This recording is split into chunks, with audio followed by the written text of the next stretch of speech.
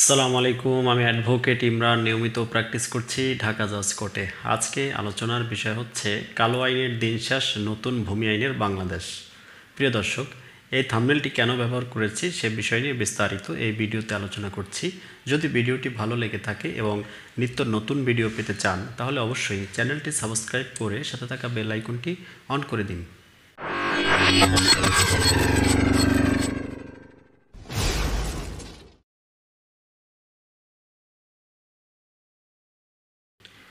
প্রিয় দর্শক, কালো আইনের দিন শেষ, নতুন ভূমি আইনের বাংলাদেশ কথাটি কেন বললাম তার আগেই বলতে চাই যে তামাদি আইন এর 28 ধারায় উল্লেখ করা রয়েছে জবরদখলের বিষয়টি। ইতিমধ্যেই আমার কাছে অনেকগুলো কল এসেছে, অনেকগুলো মেসেজ এসেছে। প্রতিনিয়ত এই 28 ধারার বিষয়ে আমাকে জানতে চাচ্ছে। কেউ হয়তো এই 28 ধারার সুফল পেয়েছে এবং কেউ হয়তো 28 ধারার কুফল পেয়েছে। এখন যে সুফল পেয়েছে সে কিভাবে এটা থেকে টিকিয়ে রাখা যায় এবং যেটায় আপনার কুফল হয়ে পেয়েছে সে কিভাবে এটা থেকে পরিত্রাণ পাবে, সে এরকম কিন্তু জানতে চায় প্রতিনিয়ত। প্রিয় দর্শক, কালো আইন কেন বললাম, দেখেন, কোনো একটি সম্পত্তি আপনি হয়তো দেখভাল করতে পারছেন না, আপনার অগোচরেই কোনো একজন ব্যক্তি সেটি ভোগ দখল করে এসছে।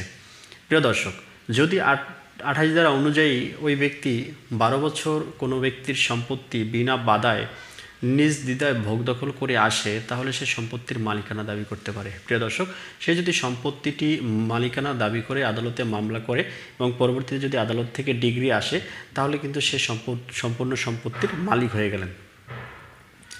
তাহলে 28 ধারায় কোন ক্ষেত্রে আপনার সম্পত্তিটি নিজের দখলে আসতে হবে? প্রিয় দর্শক, আপনার সম্পত্তি যদি 28 ধারা অনুযায়ী কোনো ব্যক্তি ভোগ দখল করে নিজের নামে করে নিতে চায়, সেই ক্ষেত্রে অবশ্যই তার যে জিনিসটি করতে হবে তা হলো আপনার জ্ঞাতসারে হতে হবে। অর্থাৎ আপনি জানেন যে আপনার সম্পত্তিটি কেউ একজন ভোগ দখল করে আছে, নিজের কাজে ব্যবহার করছে।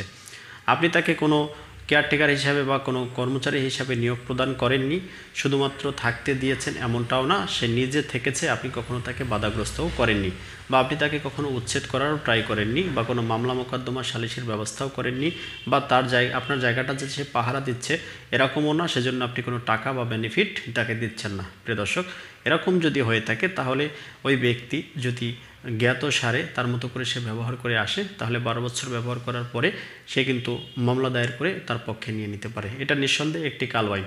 আপনার একটি সম্পত্তি, সেটি হোক পৈতৃক সূত্রে অথবা বায়না সূত্রে আপনি ক্রয় করে তারপরে আপনি সাবকলার দলিল করে রেখেছেন, যাই হোক না কেন, কিন্তু আপনার সম্পত্তিটি আপনি দেখভাল করতে পারছেন না বা আপনি তো খাজনা পরিশোধ করে আসছেন নিয়মিত, কিন্তু আপনি দেখভাল করতে পারছেন না বা হয়তো আপনার জ্ঞাতসারে কোনো একজন ব্যক্তি থেকেছে, কিন্তু পরবর্তীতে তার সম্পত্তিটি নামে হয়ে যাবে আপনার, একেবারে আপনি সেখান থেকে নির্বিচ্ছিন্ন হয়ে যাবেন। প্রিয় দর্শক, এটি নিঃসন্দেহে একটি কালো আইন। সেজন্য নতুন ভূমি আইন কী বলে? প্রিয় দর্শক, যদি কোনো ব্যক্তি আপনার সম্পত্তি নিজে জ্ঞাতসারে ভোগ দখল করে আসে, সে যদি মামলা দায়ের করে ডিগ্রি না পায় কিন্তু সে যদি দাবি করে যে সম্পত্তিটি তার দখলে আসছে, এখন সে তার মালিকানা দাবি করছে, এরকম যদি হয় সেই ক্ষেত্রে 12 বছর কেন 1200 বছরও যদি কেউ ভোগ দখল করে আসে, যদি আদালতের কোনো ডিগ্রি না থাকে, তার কাছে কোনো দলিল বা খতিয়ান না থাকে, তাহলে কিন্তু সম্পত্তি সে মালিকানা দাবি করতে পারবে না।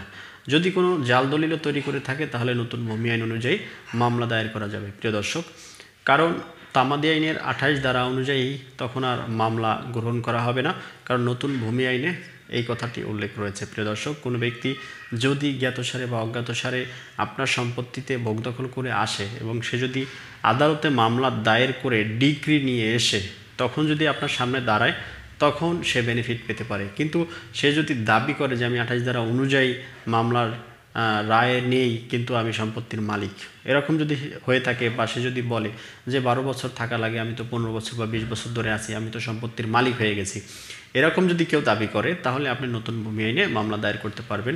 নতুন ভূমি আইনে মামলা কিছু কিছু জায়গায় নিয়েছে আর কিছু কিছু জায়গায় আশা করি জানুয়ারির ভিতরে নিবে এবং আপনারা সেই বেনিফিটটি পাবেন বলে আমার বিশ্বাস। প্রিয় দর্শক, সেই জন্য কালো আইন কেন বললাম, আপনার সম্পত্তি, আপনার ভোগ দখল, আপনার সব কিছু, আপনি নামজারি করছেন, আপনি খাজনা পরিশোধ করছেন, আপনার নামে দলিল রয়েছে, খতিয়ান রয়েছে, তারপরেও সম্পত্তিটি অন্য কেউ মালিকানা দাবি করছে 20-25 বছর ভোগ দখল করার কারণে। প্রিয় দর্শক, সেই জন্য এটি একটি নিতান্তই কালো আইন।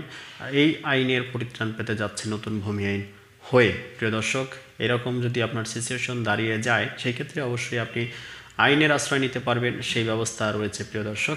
সেই জন্য অবশ্যই আপনি আপনার একজন বিজ্ঞ আইনজীবীর সাথেও যোগাযোগ করে পরামর্শ করতে পারেন কিভাবে আপনি মোকদ্দমা দায়ের করবেন। এছাড়াও আমাদের সাথেও আপনি যোগাযোগ করতে পারেন। আমাদের সাথে যোগাযোগ করার জন্য অবশ্যই স্ক্রিনে দেওয়া নম্বরে যোগাযোগ করতে হবে।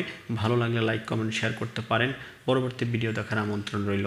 সেই পর্যন্ত সবাই ভালো থাকবেন, সুস্থ থাকবেন। আপনাদের সুস্বাস্থ্য কামনায় আমি অ্যাডভোকেট ইমরান। আল্লাহ হাফেজ, আসসালামু আলাইকুম।